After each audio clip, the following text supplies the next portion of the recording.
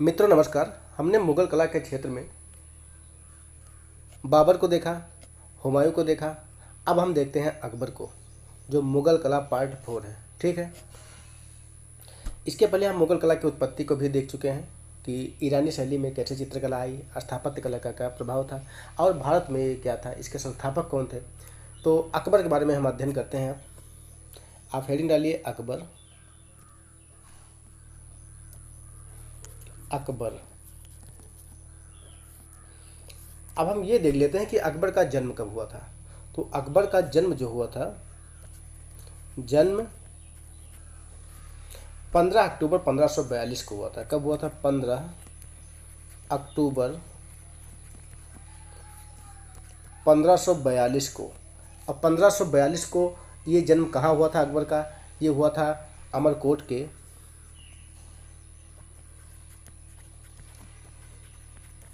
अमरकोट के राणा बीर साल के महल में। राणा बीर साल के महल में, अकबर का जन्म कहाँ हुआ था? 15 अक्टूबर 1542 को राणा बीर साल के महल में हुआ था, अमरकोट में हुआ था। ठीक है, महल में। इनके पिता का नाम हुमायूं था।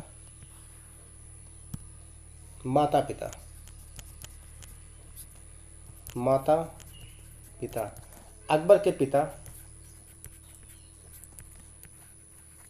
हुमायूं तथा माता हमीदा बानो बेगम था। हमीदा बानो बेगम था। इनके पिता का क्या नाम था? हुमायूं था और माता का नाम हमीदा बानो बेगम था। और इसका विवाह पत्नी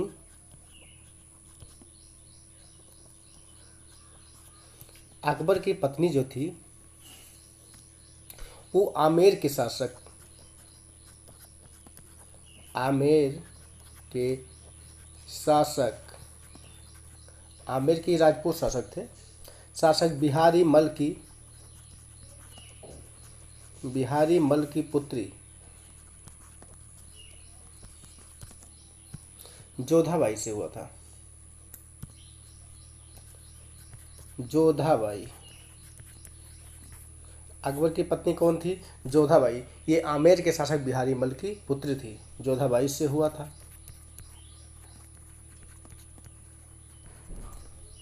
तथा इन्हीं जोधाबाई से सलीम का जन्म हुआ। सलीम की माँ। अब ये सोचिए, ये सलीम कौन था? ये सलीम था जहांगीर के बचपन का नाम क्या था? सलीम था। ठीक है, अकबर का पुत्र सलीम था और अकबर की पत्नी थी जोधाबाई, जो किसके? आमेर के शासक बिहारी मल की पुत्री थी। ठीक है,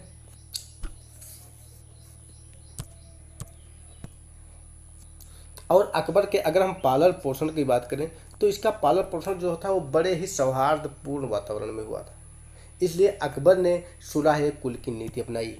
अकबर ने एक नीति अपनाई। अकबर ने सुलह ए कुल की नीति अपनाई।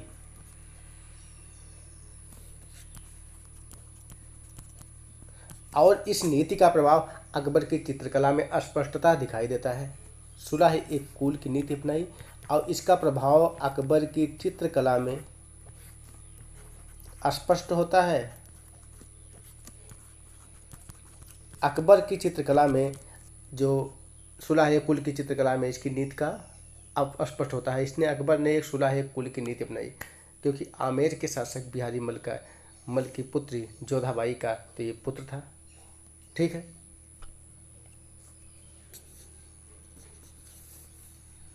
और अकबर के समय में जो मुगल शैली पनपी उसका चरमोत्कर्ष जहांगीर के काल में दिखाई देता है।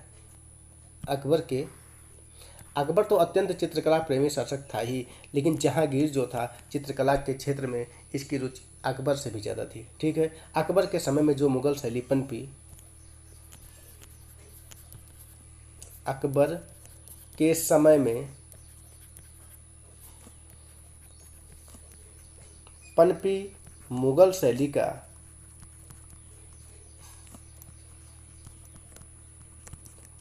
का चरमोत्कर्ष जहांगीर के शासनकाल में दिखाई देता है। जहांगीर यानी सलीम के शासनकाल में दिखाई देता है।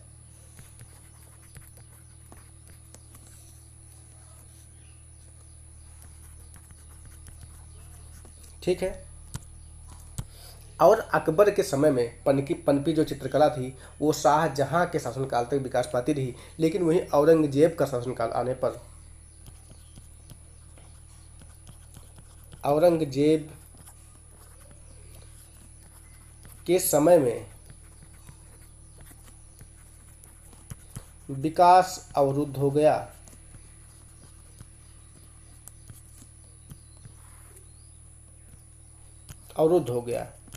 उसका कारण ये था कि औरंगजेब जो था वो चित्रकला में रुचि नहीं लेता था। ठीक है।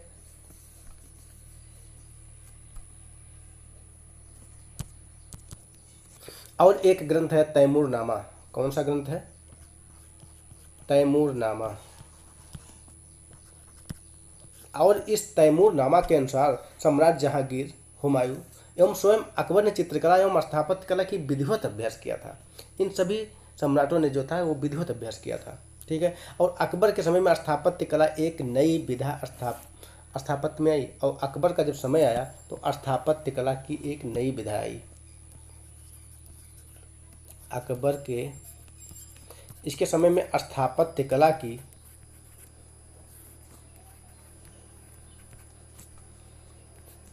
एक नई विधा सामने आई, जिसे इंडो इस्लामिक शैली कहा गया। इसे इंडो इस्लामिक शैली कहा गया। इंडो इस्लामिक शैली के नाम से स्थापत्य कला की नई विधा किसके समय में आई? अकबर के समय में आई। ठीक है। और अकबर ने स्थापत्य कला एवं चित्रकला दोनों को विशेष प्रोत्साहन दिया। अकबर ने स्थापत्य कला और चित्रकला दोनों की शिक्षा जो है वो सीरा जी से ली थी। ठीक है। और इसके समय में दोनों यानी चित्रकला प्लस स्थापत्य कला दोनों बराबर विकास पाती रही। ठीक है। दोनों का विकास हुआ, बराबर विकास हुआ। ठीक है। और अकबर का समय जो था वो साहित्य कला का स्वर्ण युग कहलाया। ये इंपॉर्टेंट है, नोट। अकबर का समय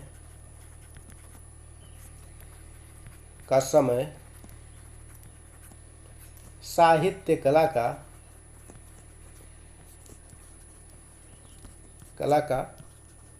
स्वर्ण युग कहलाता है। स्वर्ण युग कला यानी मुगल कला में अकबर का जो समय था वो साहित्य कला का स्वर्ण युग कहलाया। ठीक है, कहलाता है। अब वहीं जो चित्रकला के स्वर्ण युग की अगर बात करें तो जहांगीर का शासनकाल था, और स्थापत्य कला के स्वर्ण युग की बात करें तो शाहजहां का शासनकाल था। ठीक है, इन सभी बातों को आप क्लियर करिए और याद रखिएगा।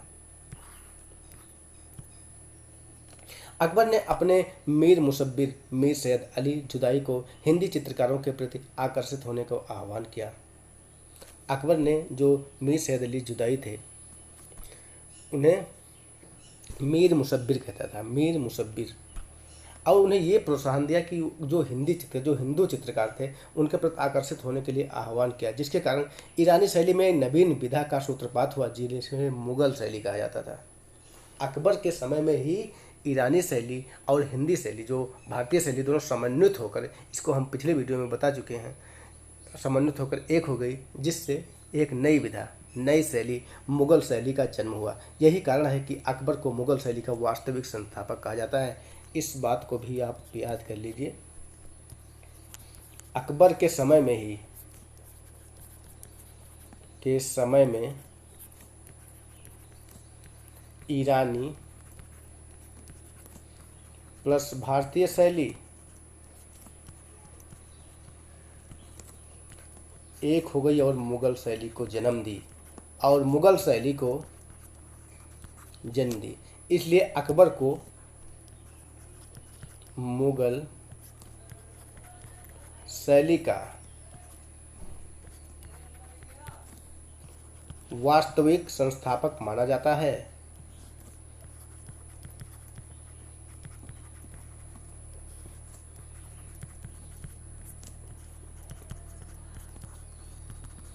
मुगल शैली का वास्तविक संस्थापक किसको माना जाता है? अकबर को, क्योंकि अकबर के समय में ईरानी शैली और मुगल शैली दोनों समन्वित होकर, ईरानी शैली और भारतीय शैली दोनों समन्वित होकर मुगल शैली को जन्म दिया। लेकिन नींव रखने की बात की जाए तो हुमायूं को आप ऑप्शन में टिक मारेंगे, ठीक है। मुगल शैली की नींव किसने रखी? हुमायूं ने। और अकबर ने मीर सैयद अली को अपना मीर मुसव्विर नियुक्त किया। मीर मुसव्विर माने मुख्य चित्रकार, ठीक है। अकबर का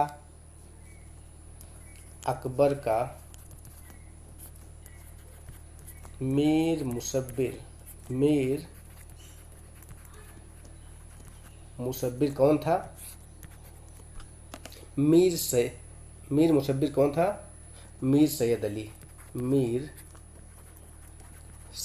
अली। और मीर सैयद अली को जुदाई उपनाम से जाना जाता था। जुदाई उपनाम। मीर सैयद अली कौन थे? अकबर के मीर मुसव्विर थे, अकबर के मुख्य चित्रकार थे, और इन्हें जुदाई उपनाम से जाना जाता था, ठीक है।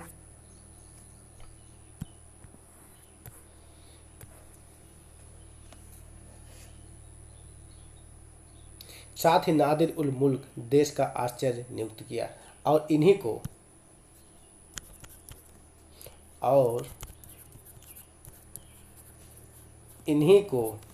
नादिर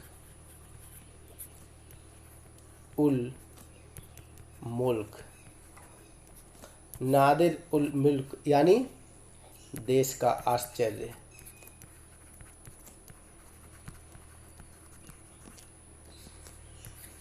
देश का आश्चर्य भी इन्हीं को नियुक्त किया। किसने? अकबर ने। किसको? मीर सैयद अली जुदाई को, ठीक है, नियुक्त किया। अब मुगल शैली सबसे ज़्यादा राजस्थानी शैली से प्रभावित थी। कभी कभी ये भी पूछा जाता है कि ईरानी शैली प्लस राजस्थानी शैली, मुगल शैली जो थी वो सबसे ज़्यादा किससे प्रभावित थी? ये नोट कर लीजिए।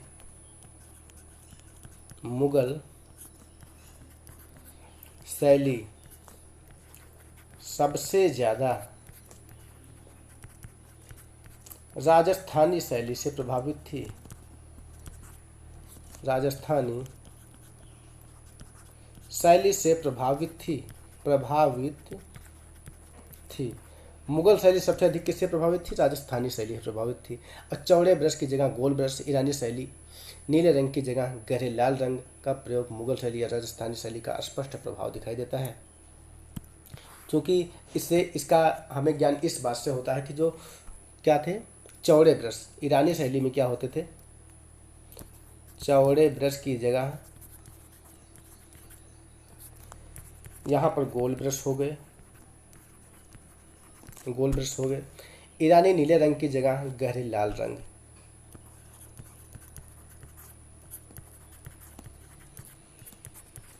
गहरे लाल रंगों ने ले लिया, गहरे लाल रंग। इन बातों से ये स्पष्ट होता है कि जो मुगल शैली थी वो राजस्थानी शैली से ज़्यादा प्रभावित थी। इसी बात से राजस्थानी शैली का स्पष्ट प्रभाव दिखाई पड़ता है, ठीक है। राजस्थानी शैली का स्पष्ट प्रभाव दिखाई पड़ता है। अब अकबर के जो दरबारी चित्रकार थे उनको देख लेते हैं। अकबर के दरबारी चित्रकार, हेडिंग डालिए। अब हम देखते हैं अकबर के दरबारी चित्रकार। अब यहाँ पर एक पुस्तक अबुल फजल द्वारा लिखी गई, अबुल फजल द्वारा। उस पुस्तक का नाम है आईने अकबरी। आईने अकबरी। और इस आईने अकबरी में अबुल फजल ने 100 से भी अधिक चित्रकारों की नियुक्ति की बात की है। जो अकबर का दरबार था इसमें 100 से ज़्यादा चित्रकारों की बात की है। किसने? अबुल फजल ने। अबुल फजल ने आईने अकबरी में बताया है कि अकबर का जो दरबार था उसमें 100 से अधिक चित्रकारों की नियुक्ति हुई थी, जो अकबर द्वारा बनाई गई चित्रशाला में कार्य करते थे। और अकबर ने जो चित्रशाला बनाई थी उसमें कार्य करते थे। यह चित्रशाला जो थी ये फतेहपुर सीकरी में स्थित थी। अकबर ने फतेहपुर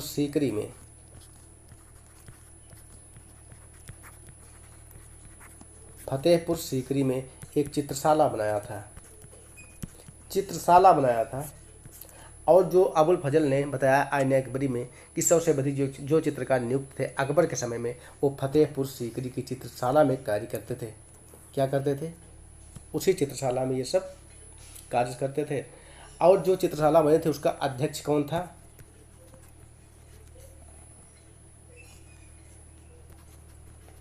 अध्यक्ष अब्दुस समद सीराजी फतेहपुर की चित्रशाला के क्या थे?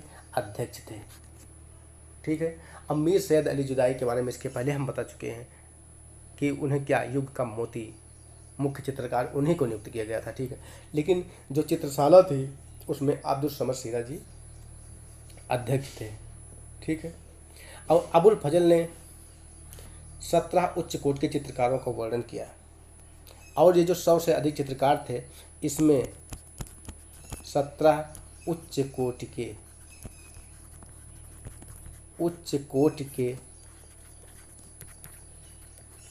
चित्रकारों का वर्णन किया है। और इन 17 उच्च कोटि के चित्रकारों में 13 हिंदू, इसमें 13 हिंदू प्लस 4 मुस्लिम चित्रकार थे। 4 मुस्लिम चित्रकार थे। आपने इन बातों को देख लिया कि अबुल फजल ने आईने अकबरी में कितने चित्रकारों का वर्णन किया है? 100 से अधिक चित्रकारों का, जिसमें इन्होंने 17 मुख्य चित्रकारों का वर्णन किया है। इन 17 मुख्य चित्रकारों में 13 हिंदू और 4 मुस्लिम चित्रकार थे। ठीक है। और एक पुस्तक है वकायत